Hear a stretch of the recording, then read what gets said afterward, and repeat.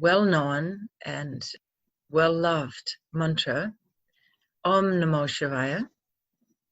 It's quite interesting when you realize what is behind the image of the gods. I think Shiv, along with maybe Ganesh, is one of the most popular images of one of the Hindu gods.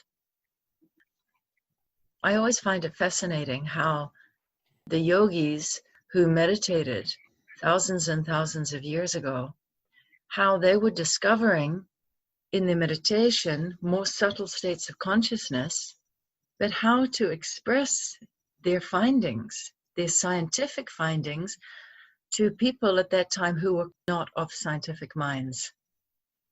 They were of superstitious minds, the tribal mind, keeping your tribe safe.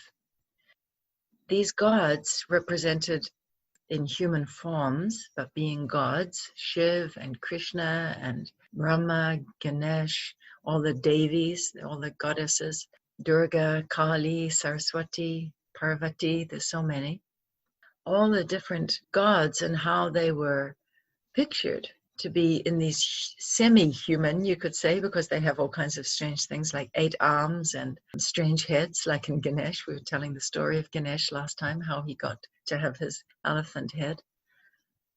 It was just a way that meditators who were discovering unified fields of consciousness as opposed to the very strong sense of individual consciousness.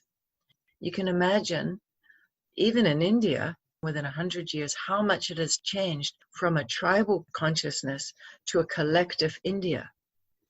Up until 1947, when India gained independence, they were identified in kingdoms. So this very, very strong attachment to me and mine is separate from you and yours, was the mindset of people. Some people had the good luck or insight to sit and meditate and close their eyes and look within. And what was revealed was something that had no barrier between me and mine, separate from you and yours. And so these meditators, these yogis, were the first scientists, actually, who started observing and making experiment to observe the unified field of consciousness. So all these gods and depictions of these gods are actually ways of communicating that could be enough human that people could relate to. What could that superhuman consciousness be? What is that consciousness which is indestructible? For example, Shiv sits on the mountain for hundreds and hundreds of thousands of years, unmoved. The snow comes, the snakes come around him, the scorpions come, everything comes, and he remains unmoved. This depiction of Shiv on the mountain, indestructible, is actually a way to communicate energy that is indestructible. And he sits for thousands of years. So it is a way to describe what is that which does not begin with the birth of the body and end with the death of the body. So the yogis started speaking in terms of these gods, and they created fundamental gods: Brahma, Vishnu, Mahesh, and the Devi, the feminine energy. Brahma was symbolic of that has no beginning, source, from where all this manifestation arose. Vishnu, that which sustains the manifestation. And Mahesh, which is another name for Shiv, Mahesh means the destructive energy. And the Devi, of course, is the feminine energy that permeates all three. So it was not as if there were different gods. It was a way to describe manifestation from source unmoved. How a wave arose and created form as a wave, and then that wave again returned to source unformed. And this is what scientists are discovering now with quantum, that there are not separate particles. They have noticed that when you observe the particles, actually what you are observing in the more subtle form is not a tinier particle, but actually that it is the nature of a wave. Now, if we look at this beautiful analogy of the ocean that we have, the symbol in nature which can teach us so much, that the wave of the ocean is not separate from the ocean itself. Again and again, we come back to this observation that we all know, this truth that we all observe, that ocean and wave are not separate. So similarly, source, unmoved, unformed, you could just describe it as pure potential energy, is not separate from that which it creates. A tree, a flower, a color, a sound, a taste, a thought, the eye, the whole phenomena of vision, and all that. We could go on and on to describe the complexity of manifestation and how that manifestation does not leave the source as in a chicken jumping out of an egg, but how actually it comes as a wave from the source and returns to the source, Shiva, Mahesh. So it is not destroyed as in it is killed, that which is constantly present, ever existing. So these gods were symbolic of these scientific findings. Just so people in their tribal mentality could start to contemplate something bigger than me and my tribe. Because as we know, the consciousness of division creates conflict, creates suffering. We know that when there is division, there is conflict. Where there is conflict, there is suffering. We see that in our world. We fight and cause suffering over an idea of separation. Where is someone Hindu or someone Muslim when they're asleep? Only in the waking state does someone identify, I am Hindu and my enemy is Muslim, and let's create a division between the two countries and be at war. But not only do we see division in the manifestation of our world, but where do we create division also within ourselves? That we have a thought, a feeling, something arises to be experienced from within us, and we feel we have to go to battle. I have to suppress something. I have to shun something. I have to hide something and feel shameful for it. We divide also ourselves in so many ways. I'm a body self. I'm a thinking self. I'm a doing self. I'm a relation self. I'm an alone self. And we describe ourselves constantly as individual selves. So these mantras are a practice to tune into a vibration which is universal. They break through the barrier of the waking state mind, which is of boundaries, of divisions. Just to say simply what I have wrapped it up with, that these mantras are a practice and actually a power to go beyond our individual and separate self. Ces mantras, c'est un pouvoir et une pratique qui permet d'aller au-delà de notre être physique et d'aller au-delà de cette dimension. J'espère que tout le monde m'entend bien parce que j'ai une mauvaise connexion. The word Shiv actually means bliss. Et le mot Shiv, ça signifie bliss, qui est de l'ordre de l'extase. The nature of realizing your universal self. Donc la nature de la réalisation de votre être universel. Then all the conflict that is of division and separation. Donc dans le conflit entre la division et la séparation. is released. Et en fait, vous n'avez plus de conflit, il n'existe plus ce conflit de la division et de la séparation. And what remains? Et que reste-t-il? Bliss. Alors, l'extase, la béatitude. Pardon. Because bliss is the absence of struggle, conflict, separation, and pain. Parce que la béatitude, c'est l'absence en fait de combat, de douleur, de conflit. So bliss is actually the vibration of the universal consciousness.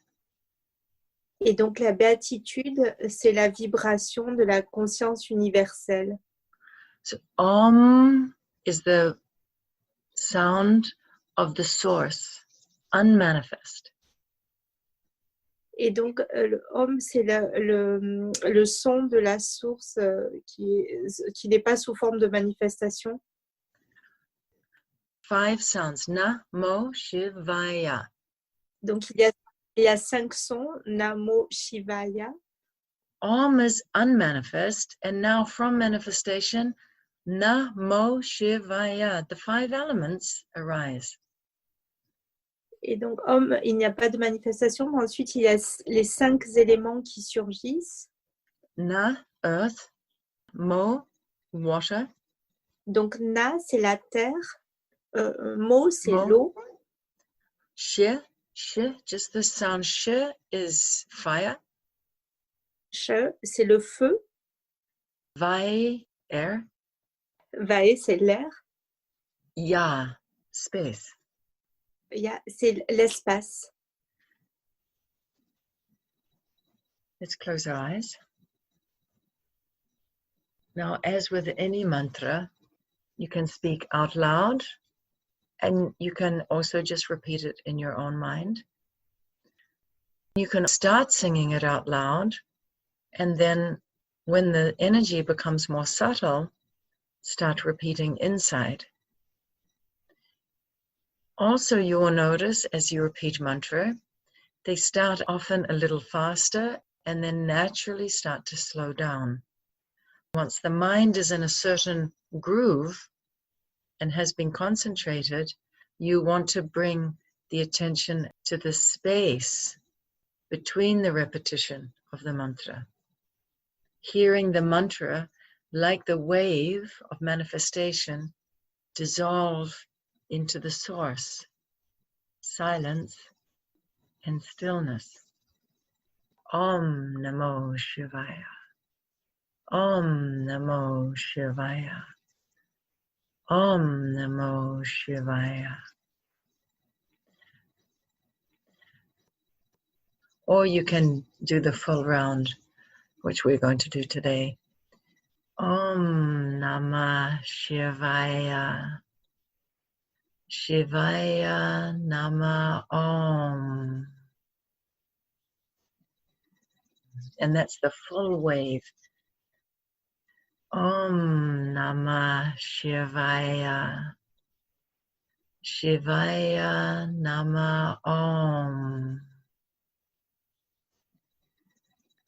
Aum Namah Shivaya. Shivaya Nama Om.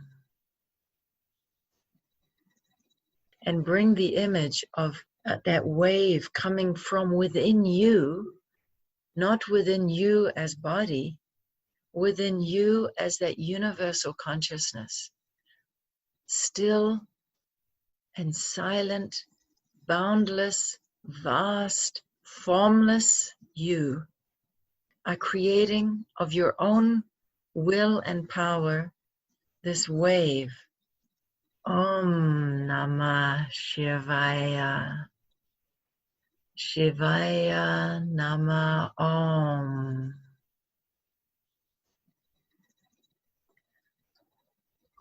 Aum Namah Shivaya. Shivaya Nama Om. Aum Namah Shivaya. Shivaya Nama Om. as you repeat, alongside of the repetition, keep the attention. From where is this mantra arising from?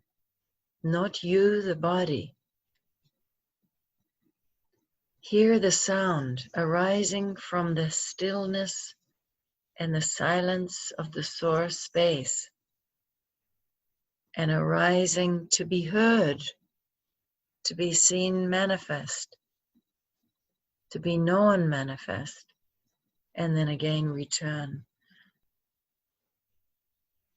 Aum Namah Shivaya. Shivaya Nama Om. Body is included in the 5 elements, but it is the resonance of the universal consciousness. Aum Namah Shivaya. Shivaya Nama Om.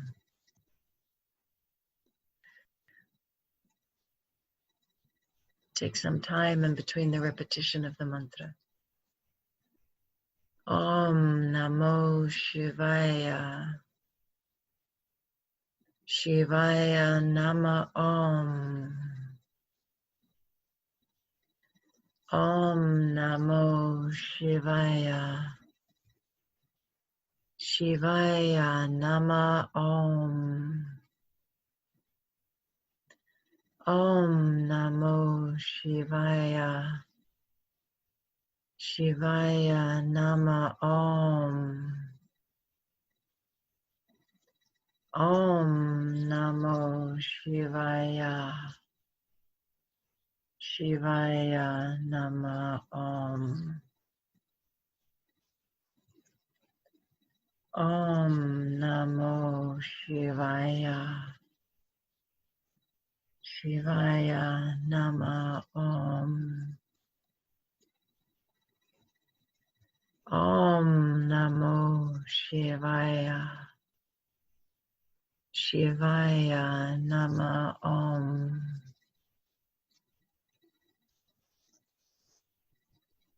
Aum Namo Shivaya.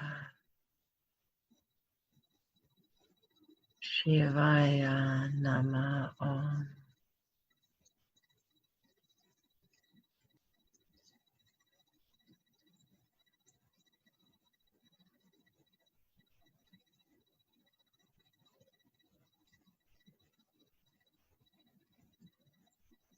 Aum Namo Shivaya. Shivaya Nama Om.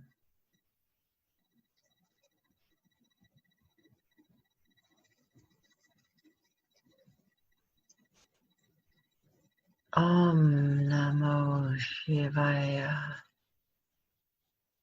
Shivaya Nama Om.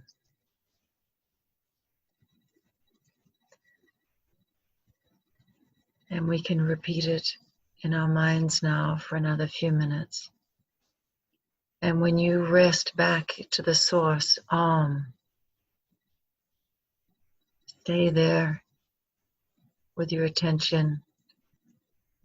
And then when the thoughts again become distracting, then again repeat, Aum Namo Shivaya. Shivaya Nama Om. And observe indestructible presence of your true self, universal consciousness. Aum Namo Shivaya. Shivaya Nama Om.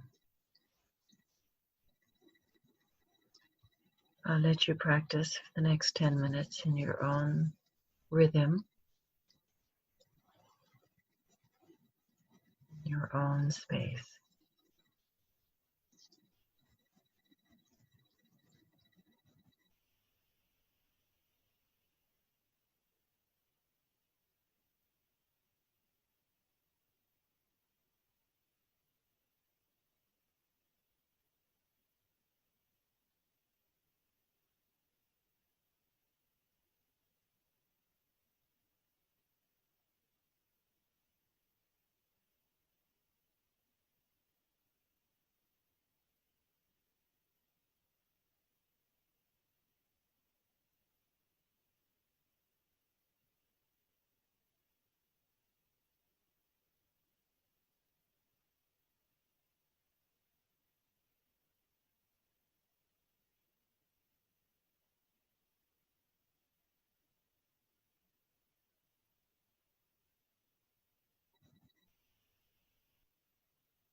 Let the mantra be free.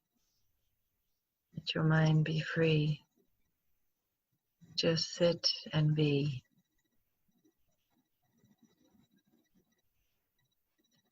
Whatever arises in this eternal, indestructible, formless vibration of universal consciousness,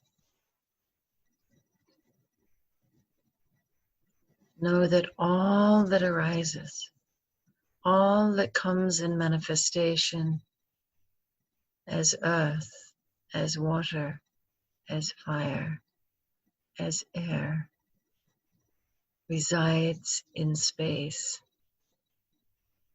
and space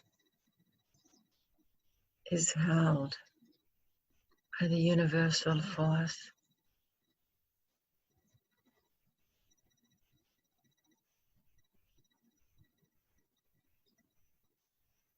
So let your knowledge of yourself be that powerful, and you won't then be disturbed by any wave that arises in your own field of consciousness, because there is no yours and mine. There is no me and you.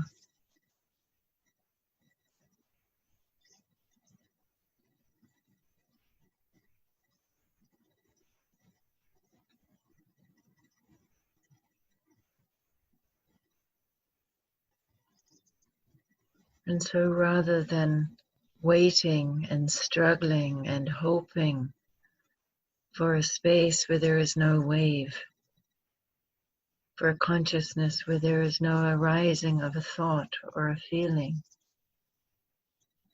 rather know yourself as you truly are, pure consciousness. Then the waves, they rise and they fall, and you know that you are undisturbed, ever free, blissful Shiv, because the nature of universality is bliss. Aum Namah Shivaya, Shivaya Namah Aum. Take a few minutes in silence, just allowing the vibration of the mantra to have dissolved all those imaginary boundaries.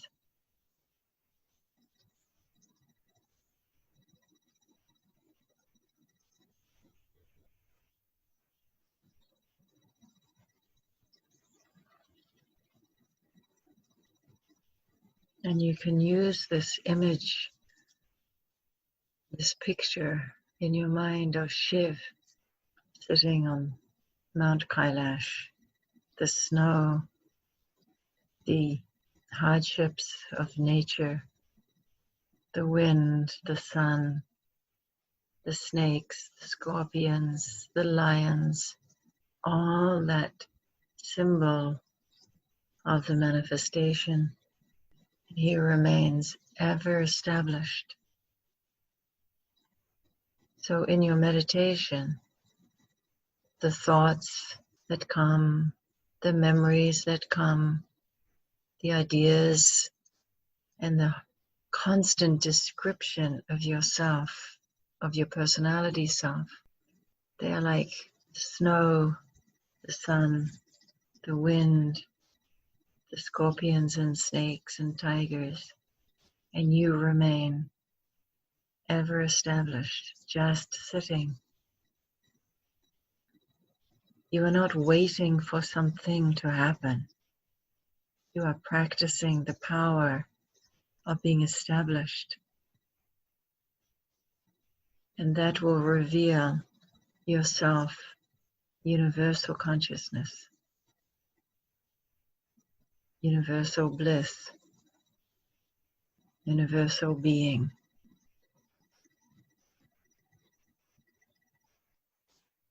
These mantras are powers for you to use in any way. Be creative. How you use them, not only in meditation, but also as you move about in your day, otherwise distracted in small thinking. Use the same power of thought to expand and evolve the knowledge of your true self, ever established in the indestructible universal consciousness. Aum Namah Shivaya. Aum Namah Shivaya. Aum Namah Shivaya.